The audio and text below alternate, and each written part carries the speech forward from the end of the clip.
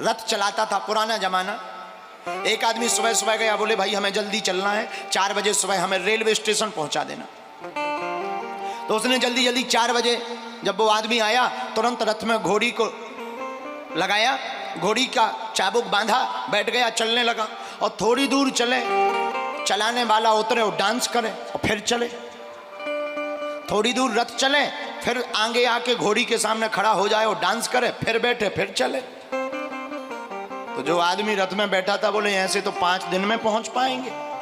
घोड़ी है, रथ है के आफत, ये तुम बार बार उतर कर डांस क्यों करते हो, तुम्हारा दिमाग तो ठिकाने है। बोले हुजूर श्रीमान नाराज मत होइए, धोखे से जल्दी जल्दी में घोड़ी दूसरी आ गई।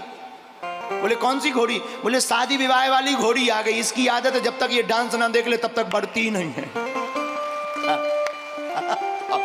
बताओ, बोले आदत है, वो आदत है तो आदत है, वो